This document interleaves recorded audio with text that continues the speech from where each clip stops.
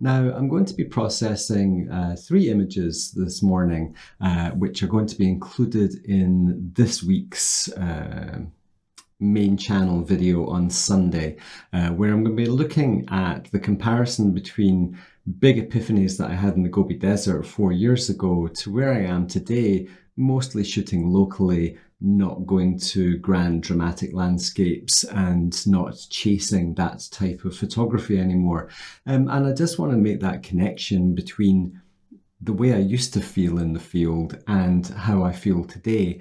So I'm going to look at 3 photographs that I made within a 10-minute drive of the house here on the west of Scotland, and obviously they bear very little resemblance to the dramatic sand dune type images that I tend to make or used to make, have made. But what I want to do is I want to look at what we can do to photographs like this to simplify them, to strip them down to their essence, and to try and articulate what it was about the scene that I was first interested in. So this one here, and I'll talk about this a lot more on Sunday's main channel, it was these striations, these ridges of light coming down from the top of the frame there, which just stand out so dramatically. And as soon as we darken this image, and as soon as you darken a photograph, you're stripping it down to the highlights. That's all you're really seeing. And we can see here we've got this big bunch of white in the middle of the frame, which is the waterfall itself. And then these lines, these ridges that come down. And again, to add a bit of that light back in with our white slider. And then I'm just going to do various things here to drag the eye through into the middle of the frame. And you know, we can be pretty blunt about these things. So I'm adding light, I've added exposure, and I have added some whites in there, and I can further refine that with the brush tool. And I'm going to add a bit of texture and clarity to my whites this time so that these streaks really stand out. Now, one of the things I'm really going to be talking about on Sunday's video, and I haven't actually recorded it yet, so this is a kind of a bit of a rehearsal. What I'm wanting to do is understand why I took this photograph in the first place. What made me point the camera at it? And the way the water was just flying over that rock there, that beautiful red rock, I found really engaging. And then those streaks of light coming in like a kilt, which you know I'm fond of wearing. So I am going to keep adding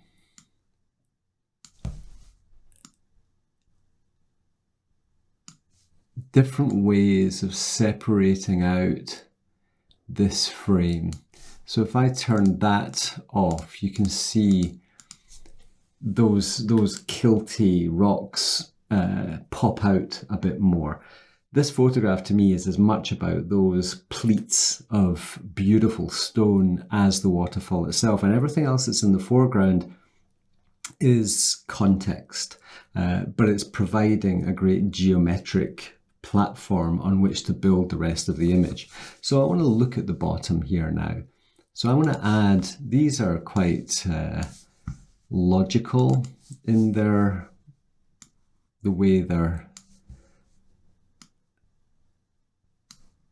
positioned. I mean, everything is kind of just there for the taking, as it were.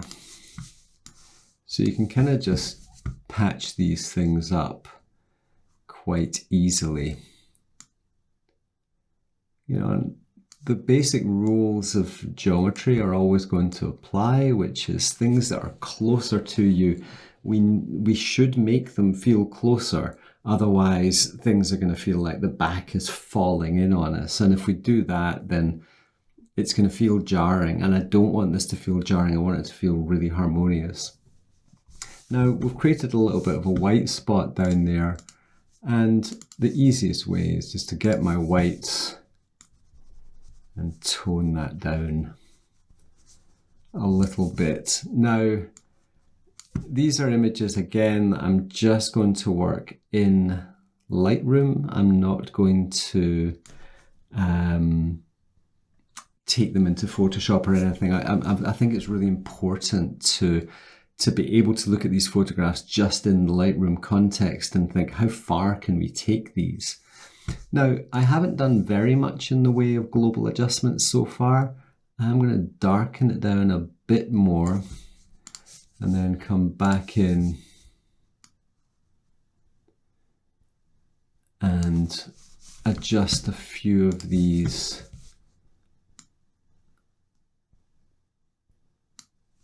different adjustments.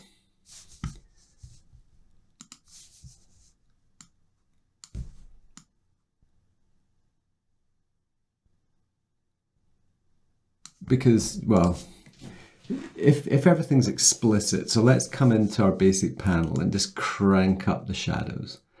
Now, all the processing that Adam Gibbs has been doing on the channel here, he really opens up his shadows and makes them kind of flat.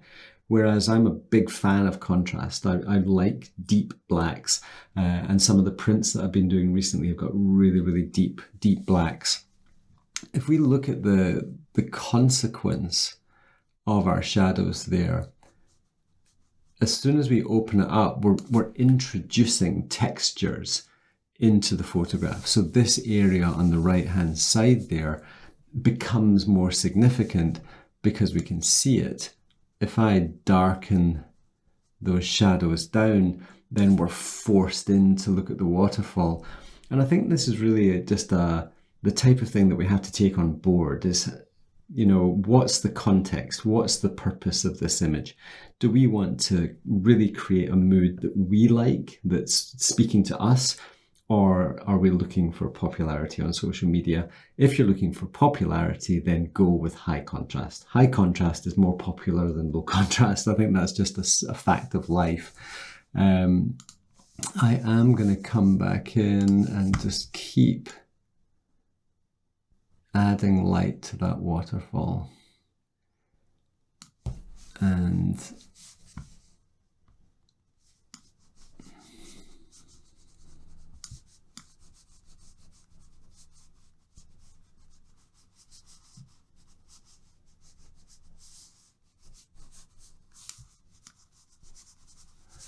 I think generally viewers don't want to have to think too much when they look at your photographs. I think you can ask questions, we can make things abstract, but they don't want to have to scratch their heads too far. With a print, it's different. You know, you stick a print on the wall and it can be super abstract, and people will take the time because it's a print. Digital photography has become incredibly disposable now. And there's a real danger that we're just losing the art of articulation. So, yeah. Now, I haven't touched temperature or tint yet. As soon as I warm this image up, we're probably going to like the middle section, but I think we lose something in the top. So I think I'm gonna neutralize the water. So therefore the water has just been killed off, and then I can cool the top a bit.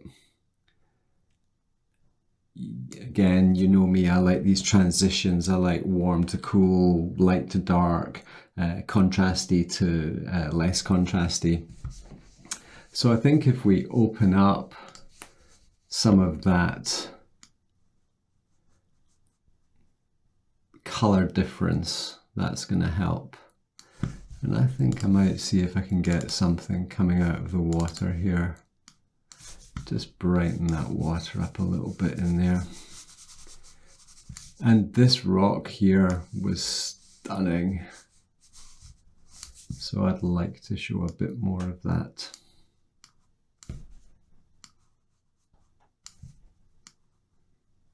Because I really like that rock.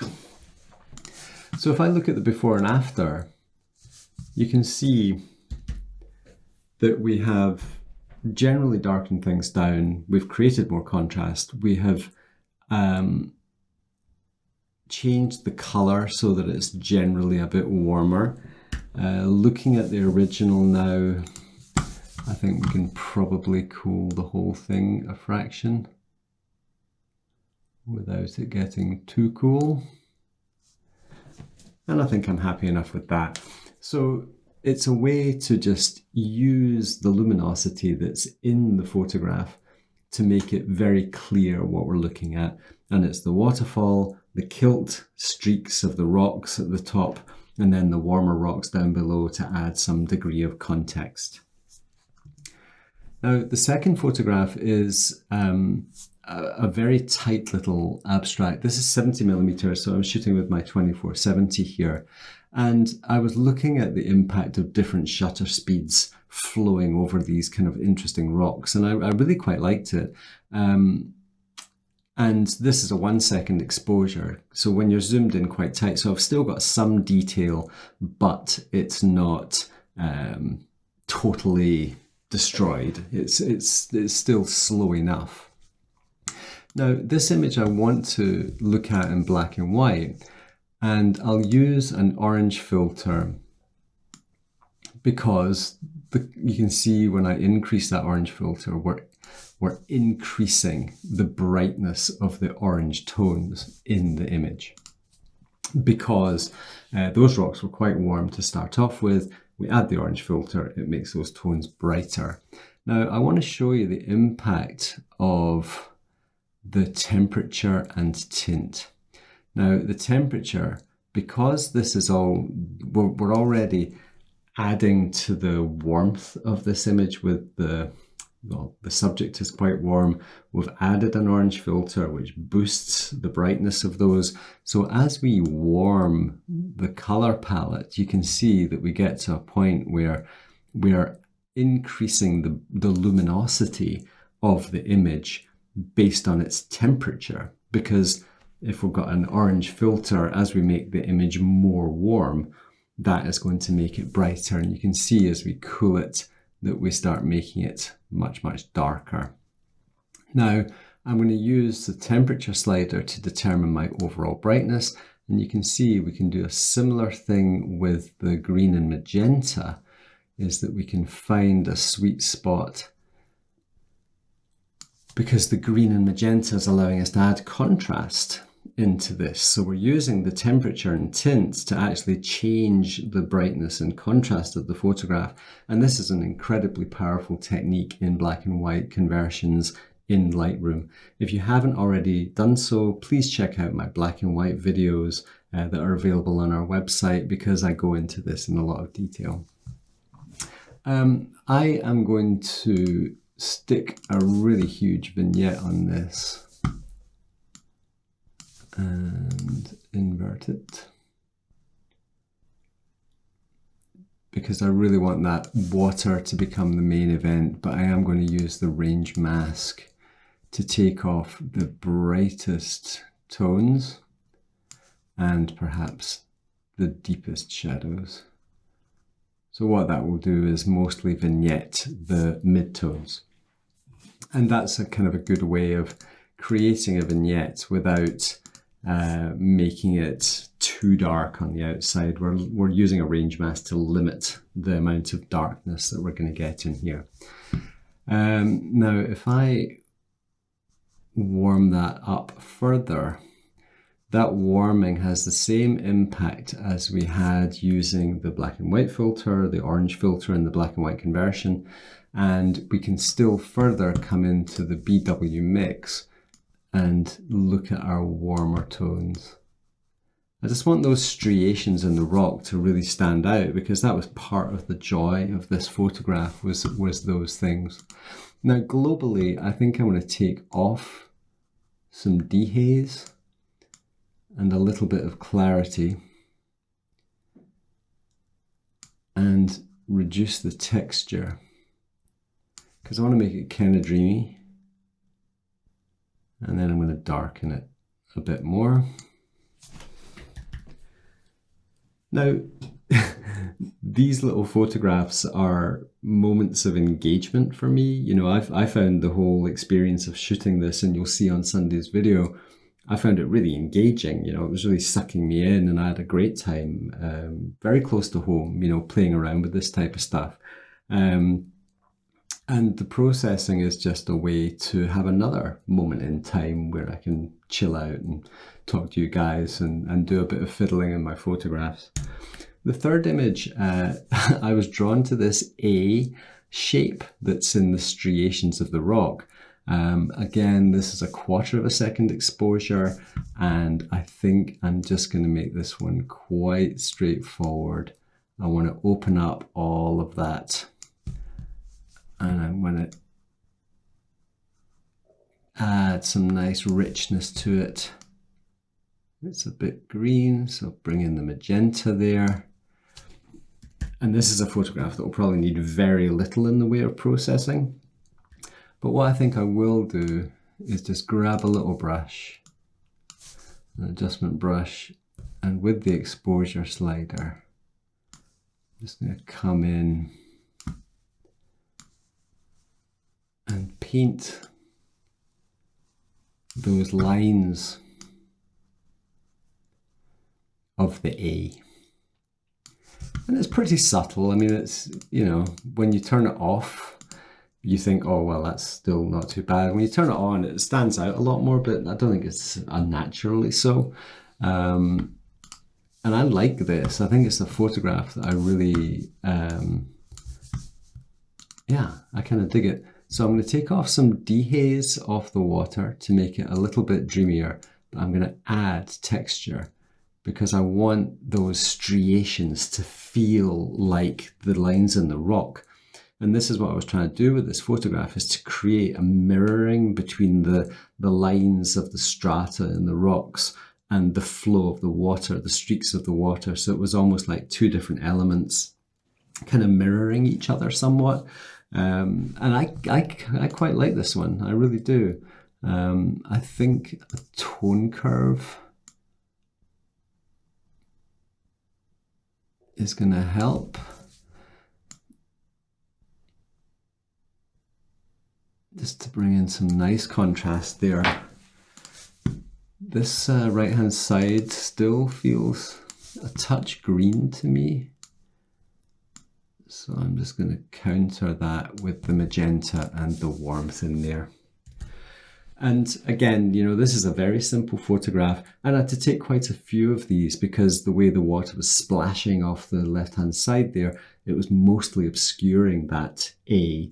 But yeah, obviously my name's Alistair, and I found the fact that there's an A in the rock strata, a very ancient looking A by the looks of it as well.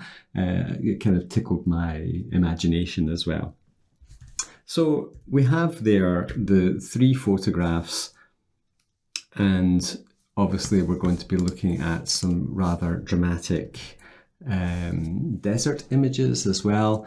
But we've got 3 photographs there that are little moments in time very close to home where I could just immerse myself in the landscape, just the joy of being there. And what I'll be covering on Sunday's video is that what it is that's engaging.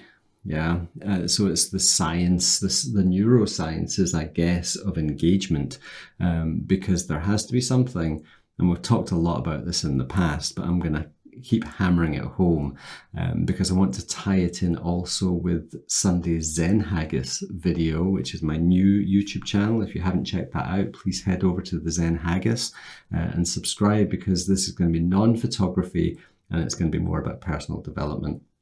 So hopefully there'll be some stuff on there that you'll find useful too. I'm becoming a venerable chatting to the camera machine, so hopefully you're not bored of me yet. And you can carry on supporting us because it's very much appreciated. So that's it for now. I hope you found that useful, and we'll be seeing you on Sunday for 2 different videos. Thanks everyone. Have a good week. Bye for now.